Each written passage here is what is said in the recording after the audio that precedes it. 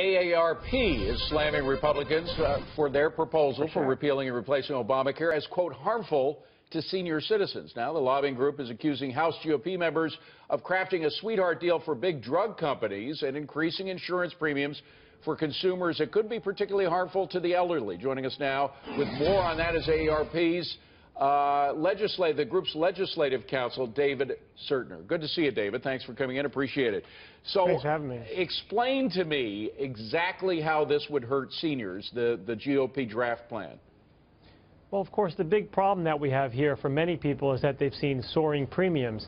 And the promise was that we were going to try to address these premiums and make sure people could have affordable coverage. But when we look at what's in this bill, the exact opposite is happening for seniors. They're going to see their premium costs soar, and they're going to see the tax credits that help them afford the insurance go down.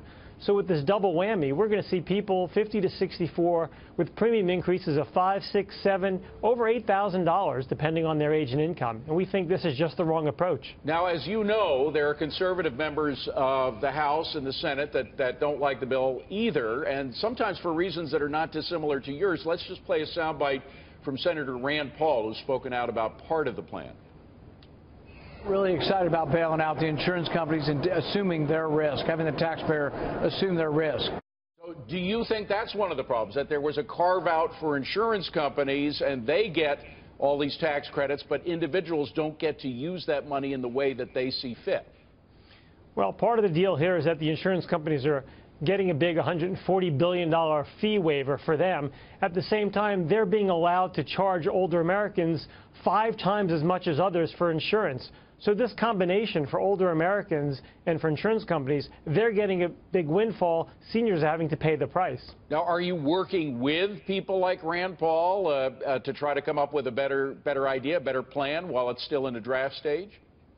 Well, of course, right now we're still over in the House, and we've been meeting with literally hundreds of congressional offices to let them understand what the problem is here.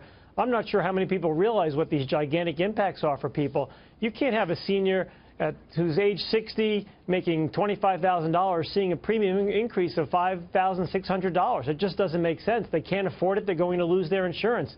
That's not the way we want to see this country move forward in health care. Now, the AARP did a lot to support the Obamacare plan back in 2009, 10, 11. There were carve-outs. There were similar problems that a lot of seniors had with Obamacare, despite the fact that you guys supported that. Why support Obamacare and not support this? Well, one of the big issues we had when we were putting together the ACA is to make sure that people who are age 50 to 64 could get affordable health coverage. And quite frankly, we've seen since the passage of the ACA that the number of people without health insurance in that age group has dropped and their costs have gone down. Yeah, but they may have insurance, but it doesn't matter because their deductibles are so high that they can't afford to go to the doctors.